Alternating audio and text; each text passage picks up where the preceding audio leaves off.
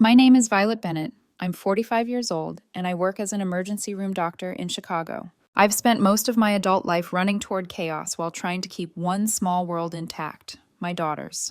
Riley is 10 now, tall for her age, too observant, the kind of child who notices everything adults think they're hiding. There was a time when our world was whole. My husband Daniel died in 2018 after a long, unforgiving illness. I still remember the hospital room clearly, the way the machines hummed like they were pretending everything was normal. Riley sat in the corner, knees pulled to her chest, eyes swollen and dry, like she'd already cried everything out. When Daniel took his last breath, something in both of us went silent. That night, I made a promise I believed with my whole soul. I will never love anyone else. For 3 years, it was just Riley and me. Late night takeout, homework at the kitchen table, sleeping on the couch together when the grief felt too loud. And then, life betrayed my promise. Max Carter came into my life quietly.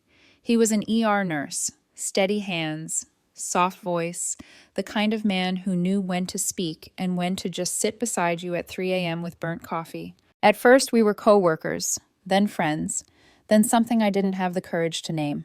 I fought it harder than I'd ever fought anything, because loving Max felt like betraying Daniel. Riley noticed before I admitted it to myself. The first time Max came over for dinner, she didn't say a word. She stared at her plate, didn't touch the food he helped cook. When he tried to ask her about school, she got up and slammed her bedroom door so hard the walls rattled. That became our pattern. Riley refused to acknowledge him, refused to eat anything he cooked, refused to call him by name. To her, Max wasn't a man trying to love us. He was an intruder. 2 weeks before Christmas 2023, everything exploded. I was working a late shift when my phone rang. Max's name flashed on the screen. By the time I answered, I could hear the break in his voice. "Violet, I think I should leave for a while." My heart sank. He told me what Riley had said, how she stood in front of him, fists clenched, tears burning down her face. "You stole my mom from my dad," she screamed at him. "You'll never be my family." Then she opened the door and pointed outside. "Get out." I tried to calm him over the phone, told him she was just a child drowning in grief, that she didn't mean it. But when I got home the next morning, his things were gone. The house felt hollow. I sat alone in the living room, staring at the spot where he used to sit, wondering how I'd managed to fail the two people I loved most. That night I talked to Riley. She wouldn't look at me. "He doesn't belong here," she said flatly. And the worst part? A part of me understood her. 2 weeks later, Christmas came, and I made the worst decision of my life. 2 weeks.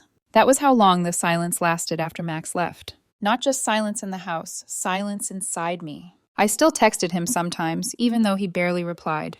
Short messages, polite ones, like we were strangers who had once shared a life. "Are you okay? Please eat.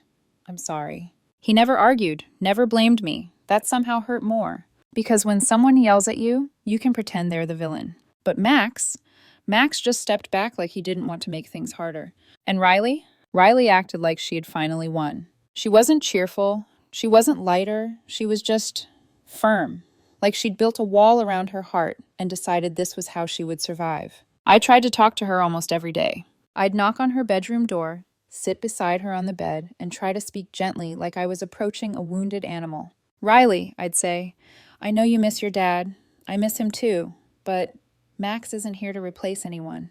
She would stare at her hands, jaw tight. Then, without looking up, she'd whisper the sentence that always cut me open. "If Dad was alive, you wouldn't need him." That sentence wasn't just a child's anger. It was a verdict. And I didn't know how to defend myself. In the ER, December is a war zone. People think Christmas is warm lights and family dinners and snow falling softly outside. But in a hospital, Christmas is overdoses, car accidents, heart attacks from people trying to pretend stress doesn't exist, domestic fights that finally boil over because everyone's trapped in the same house. I worked more shifts than usual, not because I wanted to, but because I didn't know how to sit at home inside a silence I'd created. Without Max there, my life became a logistics nightmare. On my night shifts, I had no one to stay with Riley. Before, even when Riley glared at him, Max would make sure she ate dinner, made sure she took her vitamins, made sure she brushed her teeth. He'd leave little notes outside her door like he was trying to be her friend without forcing it. Now, it was just me. So I started bringing Riley to the hospital. I hated it. I hated that my 10-year-old daughter had to sleep in the doctor's break room on a thin couch while people screamed in pain down the hall. Those nights, between emergency cases, I'd slip into the break room and watch her sleep, curled in a ball, jacket folded under her head. And guilt would flood my chest so hard I could barely breathe. What kind of mother does this? But I told myself it was temporary. Just until Max came back. Just until things calmed down. Just until... Then Christmas Day arrived. December 25th, 2023. I was scheduled for a night shift. My first instinct was to bring Riley to the hospital like always. But then I looked at her. She'd been so quiet lately. Too quiet. Like she was storing all her emotions in a locked box that would eventually explode. And I thought, it's Christmas. She shouldn't be here with fluorescent lights and vending machine snacks. I wanted her to have warmth, a tree, a real dinner. And I had an option. My parents, Evelyn and Robert Bennett, and my younger brother Ethan. They lived in the same house I grew up in. Suburban Chicago, neat yard, decorations out front, the same place that still smelled like pine cleaner and judgment. My relationship with them was complicated. My parents were the kind of people who loved you as long as you obeyed, as long as you fit the role they assigned you. They'd always been proud that I became a doctor. But pride came with strings. I was their successful daughter, their trophy, their emergency fund. And Ethan? Ethan was their baby boy. He was 38 and still somehow managed to act like the world owed him interest. If he made a mistake, it was someone else's fault. If he needed something, the family was supposed to support him, and my parents made sure of it. 2 months earlier, they showed up at my house at 9 at night, all three of them. Evelyn didn't even take her coat off. That's how I knew it wasn't a visit. Ethan sat on my couch like he owned it, leaned forward and said, "Violet, I need you to loan me $15,000. No shame, no hesitation, like he was ordering food. For what? I asked, even though I already knew. My car's dying, he said. I need a new one for work. You know I can't keep driving that thing. I remember staring at him, waiting for the punchline. Because Ethan had asked before. He was good at borrowing, terrible at repaying. And when I hesitated, my mother hit me with the line she always used like a weapon. He's your brother. My father added, family helps family. I didn't refuse because I didn't have the money. I refused because I was tired. Tired of being the only one in that family who acted like adulthood had consequences. So I told them no. And when my mother's face hardened, I calmly reminded them of the debts they still owed me. $30,000 my parents borrowed years ago to fix the house. $20,000 Ethan borrowed in 2017 for a work car that mysteriously turned into a vacation. Not a single dollar returned. They didn't argue. They just looked at each other and left. I thought they felt ashamed. I didn't realize shame wasn't what I saw. It was calculation. On Christmas afternoon, I convinced myself none of that mattered. That they would never take their resentment out on a child. I told myself, they're difficult, but they're not monsters. At around 5 p.m., I drove Riley to their house. She sat in the passenger seat, silent, staring out the window. I tried to keep the mood light. You'll have cookies, I said. Grandma makes those ones you like, and you can open presents with Grandpa. It'll be nice. Riley didn't answer. She only asked one question, and her voice was so small it didn't sound like her. Are you coming back? My hands tightened on the steering wheel. After my shift, I promised. I'll come straight from the hospital. She nodded, but her eyes stayed fixed on the glass, like she didn't believe me. When we arrived, Ethan's car was already in the driveway. The house glowed with warm light. Christmas music floated faintly through the door. For a second, I felt relief. Maybe this will be okay. My mother hugged Riley too tightly, like she was performing affection. My father nodded at me with his usual cold restraint. Ethan didn't even look at Riley properly. He was already walking back toward the kitchen, shouting something about dinner being ready. I ignored the uneasy feeling crawling up my spine. I kissed Riley's forehead. Be good, I told her softly. She didn't hug me back. Then I left. I walked out of that house thinking I'd done something kind. I didn't know I'd just handed my daughter into the hands of people who were waiting to hurt me, through her. And by the time I realized it, it would already be too late. At exactly 8:03 p.m., my phone rang. I remember the time because I glanced at the wall clock just before answering. I'd just finished stitching a patient's arm. Deep cut, too much blood, too much alcohol. A normal Christmas night case. The name on my screen made my stomach drop. Thomas, my parents' neighbor. He never called me, ever. A strange chill ran through me as I stepped into the hallway and pressed answer. Violet, Thomas said, and his voice was wrong. Too tight. Too careful. I'm sorry to bother you, but I've been seeing your daughter sitting on your parents' porch for a long time now. I stopped walking. The fluorescent lights above me hummed. A gurney rolled past. Someone laughed down the hall. "What do you mean?" I asked. My voice sounded distant, like it wasn't mine. That can't be right. There was a pause. Then Thomas said quietly, "Is she being punished or something?" My heart slammed so hard against my ribs I felt dizzy. "No," I said immediately. Too fast. Too loud. "No, you must be mistaken. She's inside. They're having a party." Another pause. Longer this time. "I don't think so," he said. "Violet, let's do a video call. I'll show you." My fingers were shaking as I switched to video. The image loaded, and in that single second, my world cracked open. Riley was sitting on the porch, curled in on herself, her knees pulled to her chest, her arms wrapped tight around her body like she was trying to disappear. She was wearing nothing but a thin jacket. No hat, no gloves. December in Chicago doesn't forgive mistakes. It eats them alive. "Oh my God," I gasped, my vision blurring instantly. "Oh my God, Riley." Thomas adjusted the phone slightly, as if afraid I wouldn't see clearly enough. Snow dusted the steps. Frost clung to the railing. The porch light was off. My 10-year-old daughter was sitting in darkness. Alone. "How long has she been there?" I demanded, my voice breaking apart. "At least an hour," Thomas said. "Maybe longer. I thought she was playing at first. Then I realized she wasn't moving." I pressed my hand to the wall to keep myself upright. "I'm at work," I said hoarsely. "I'm on shift. I didn't know—" There was a beat of silence. Then Thomas asked, "Do you want me to help?" "Yes," I said instantly. "Please. Please take her inside your house. I'm calling 911 right now." "I've got her," he replied without hesitation. "I'll grab a blanket." The call ended, and something feral tore loose inside my chest. My hands shook as I dialed 911. I reported everything. My voice clipped, professional, stripped of emotion because that was the only way I could function. A child, locked outside. Freezing temperatures. Possible hypothermia. Police and an ambulance were dispatched immediately. As soon as I hung up, I made one more call. The call I hadn't planned to make. "Max." He picked up on the second ring. "Violet," he said, surprised. "Is everything okay?" "No," I said, and my voice finally broke. "Riley, my family locked her outside. She was sitting on the porch in the cold."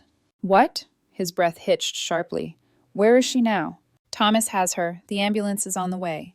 I swallowed hard. "Max, can you go check on her? Please. I can't leave the hospital." There was no hesitation.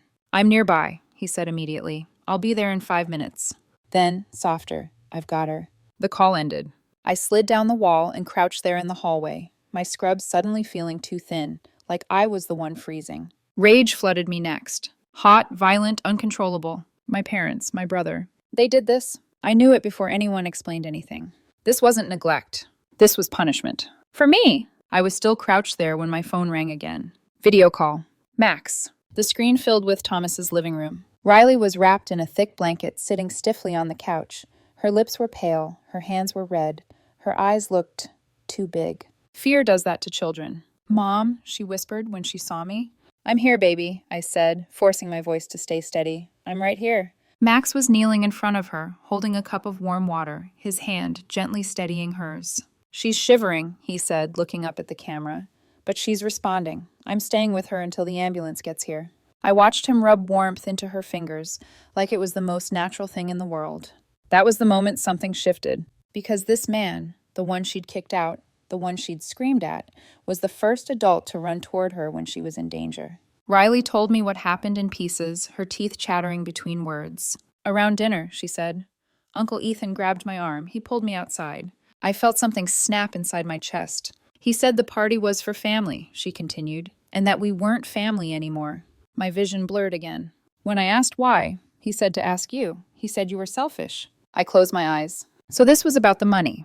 This was revenge. Against a child. "Then he went back inside," Riley whispered, "and he locked the door." I gripped my phone so hard my knuckles turned white. I didn't cry. Not then. Because rage doesn't come with tears. It comes with clarity. And in that moment, I made a vow that felt heavier than the one I made beside Daniel's hospital bed. "You can hurt me, but you will never touch my child again." A few minutes later, the ambulance arrived. And as they lifted Riley onto the stretcher, Max looked up at the camera and said quietly, "I'm coming with her." I nodded. Because some choices don't need discussion. Some people prove who they are when everything is burning. And my family? They just revealed exactly what they were capable of. The ambulance doors closed with a heavy metallic thud. Even through the video call, that sound hit me like a sentence being passed. I watched as Riley was wheeled inside, Max walking beside her, one hand never leaving the edge of the stretcher.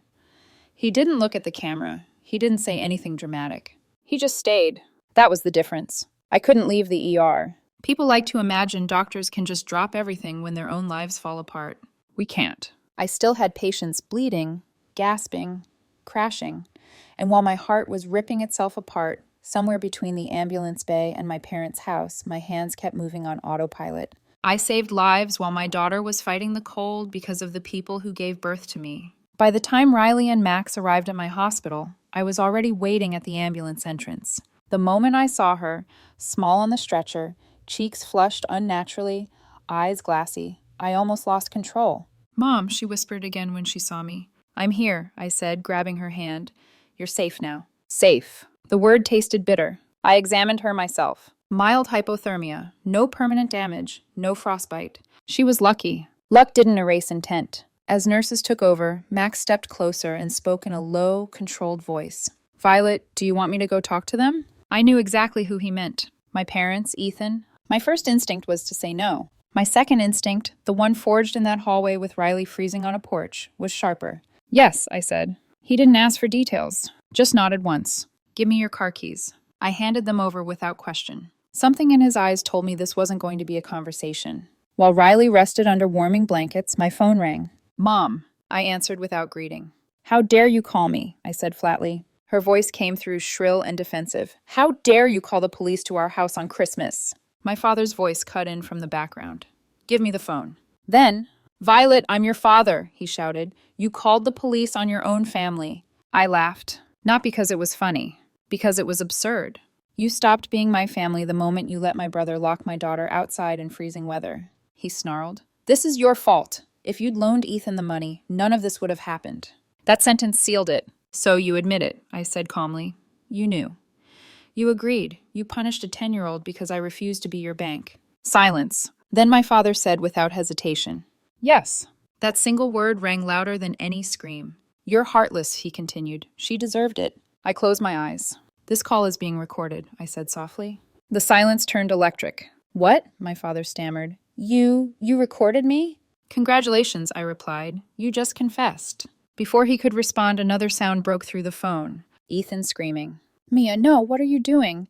"No, not Mia. Max." My mother shrieked next. "Stop it, you can't hit him." Then Max's voice, cold, controlled, terrifyingly calm. "Stay still if you know what's good for you. I'm not touching you two. Violet can handle that."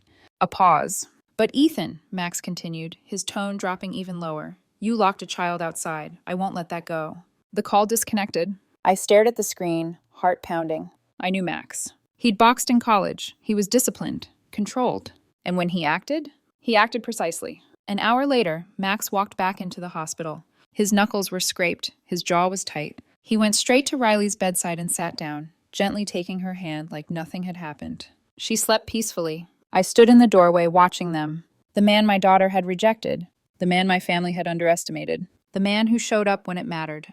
"What did you do?" I asked quietly. He looked up at me, a small, unreadable smile on his lips. I reminded him of consequences. That was all he said.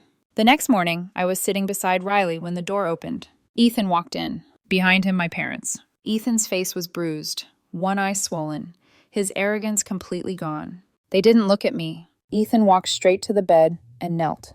"I'm sorry," he said to Riley, voice shaking. "Please forgive me." Riley looked at him. Then she looked at Max. Then she looked at me. She didn't speak. I stepped forward, placing myself between them. "Get out," I said. "You're going to be sued, and you're never coming near my daughter again." Ethan didn't argue. My parents didn't protest. They left like ghosts. After the door closed, Riley whispered, "Mom, what happened to Uncle Ethan?"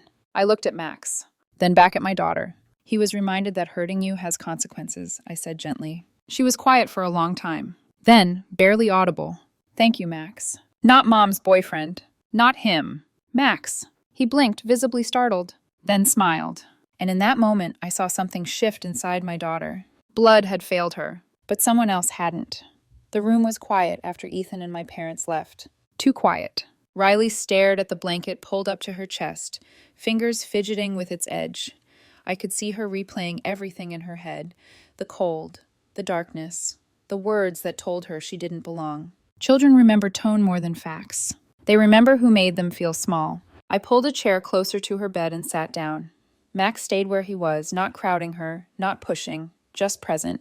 "Mom," Riley finally whispered. "Yes, baby." "Why? Why would Grandma and Grandpa do that to me?" There it was. The question I'd been dreading. I took a slow breath. Because sometimes adults confuse being angry with being right. And sometimes they hurt the wrong people because they don't know how to face their own mistakes. She nodded slightly, absorbing it in her own way. Then she glanced at Max. He met her eyes, calm and steady. "If you don't want me here," he said gently, "I can step outside." Riley shook her head almost immediately. "No," she said, then hesitated, cheeks flushing. You stayed." Max smiled softly. "That's what people do when they care." And now... Long silence followed. Then, in a voice so small it barely carried, "Thank you." He leaned forward instinctively, but stopped himself, letting her decide. A beat passed. Then Riley corrected herself, her voice trembling but determined. "No, that's not right." She looked up at him fully now. "Thank you, Dad." The word hung in the air. Max froze. I stopped breathing. Tears filled his eyes instantly, unguarded and real. He reached out, slowly this time, and Riley let him hug her. Just once. Just enough. And that was the moment our family changed. The investigation moved quickly. Police and Child Protective Services interviewed Riley later that day. She told the truth, every detail. Calm, clear, braver than any child should have to be. What surprised me was what happened next. My parents and Ethan went to the station the following morning and changed their statements. They confessed. All of it. I never asked Max what he said to them that night. I didn't need to. Some secrets are better left alone. The court ruled in Riley's favor. No criminal charges, but civil penalties. A restraining order. Mandatory supervision. And the money? 2 days later, every dollar they'd ever borrowed from me appeared in my account. All $50,000. With no explanation. I didn't ask for one. 2 years have passed. Riley is 12 now. Taller, stronger, softer in ways she wasn't before. Max officially adopted her last spring. She calls him Dad without hesitation now. Corrects anyone who gets it wrong. As for me, I learned something that Christmas. Family isn't defined by blood. It's defined by who shows up when the door is locked and the night is cold. I don't speak to my parents or Ethan anymore. Some people say I'm cruel. They say I'll regret it. But every time doubt creeps in, I remember my daughter sitting alone on that porch. And I know I chose right.